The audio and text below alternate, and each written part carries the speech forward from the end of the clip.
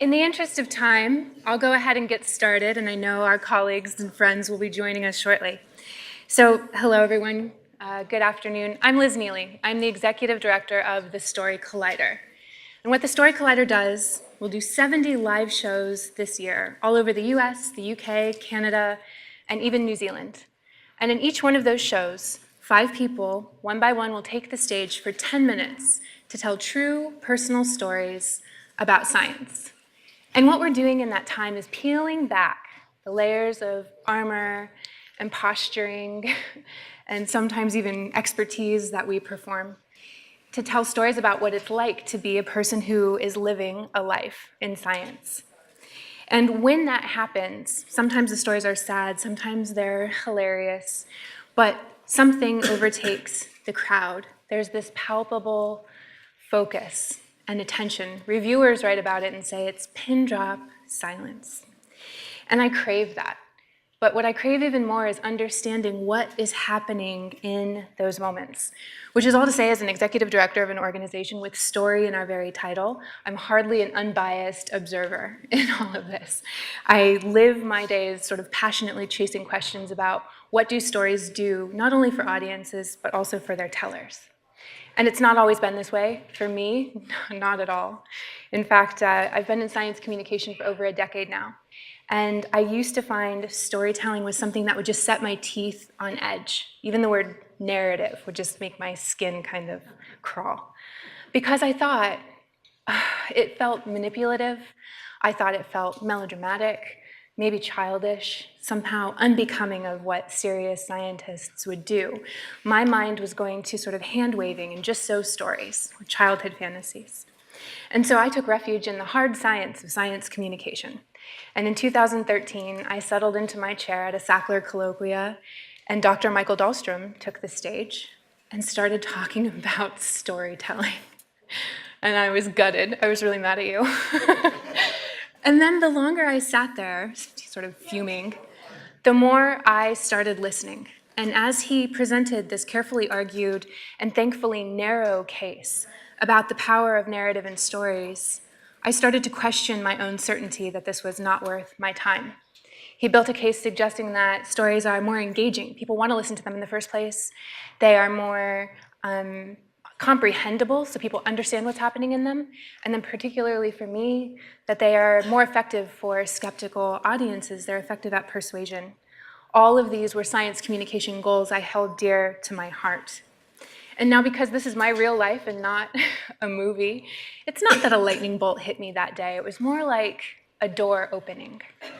And it took me 2 years of reading and thinking before I came to the Story Collider. And in those 2 years, I learned a lot about narrative identity and its connections to mental health, our need to connect our past selves to our future potentials. I learned about narrative transportation and that the critical work of getting people to engage in perspective taking and attitudinal shifts was happening during that incredibly delicious pin drop silence. But I thought, emotion, surely we can do with less of the melodrama, right? But then I was reading about studies by Nabi and Green showing that emotional flow is tightly connected to repeat viewing, social sharing, and attitude shifts. So learning about all of the research in narrative persuasion forced me to recognize that many of the things that I initially resisted about storytelling are exactly the same qualities that can potentially make them useful tools to science communicators. This work is not easy. There are many fields talking about similar problems, but in ways such that their literatures and their vocabulary tend not to overlap. And our panelists today represent a great diversity of a range of perspectives and disciplines, from communications research to cognitive psychology, from clinical medicine to documentary film production. Together, we are united by a fascination with this thing that we call storytelling. But we are only a small fraction of the people that we wish could be in a room for something like this. In the colloquium of our dreams, we'd have computational and cognitive neuroscientists like Jack Gallant presenting about the underpinnings of story comprehension in the cortex.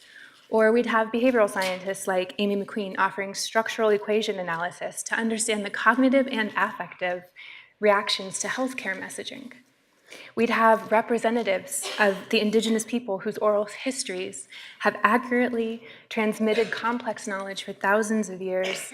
And we would have people of the Hashiman and Tongva tribe whose traditional territories we're sitting in right now. We may all be made of star stuff, but we are animated by stories. And our science and our stories are not antagonists. They are not opposites. They are both our legacies, our identities, and our attempt at making sense of an immense world. Welcome to our panel on the science of stories and stories about science. First up, we have two authors, Michael Dahlstrom from Iowa State University and Marty Kaplan from the University of Southern California.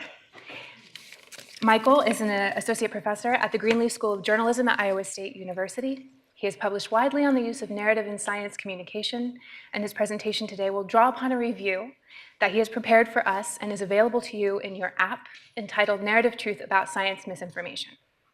Marty Kaplan is the Norman Lear Chair in Entertainment, Media, and Society and the director of the Norman Lear Center at the Annenberg School at the University of Southern California. He has a broad and diverse background and a career spanning government, politics, the entertainment industry, and journalism. He brings lessons from all of these perspectives, along with some of his recent work on the depiction of science and health in entertainment storylines and its effect on audiences. Please welcome to the stage Michael Dahlstrom and Marty Kaplan.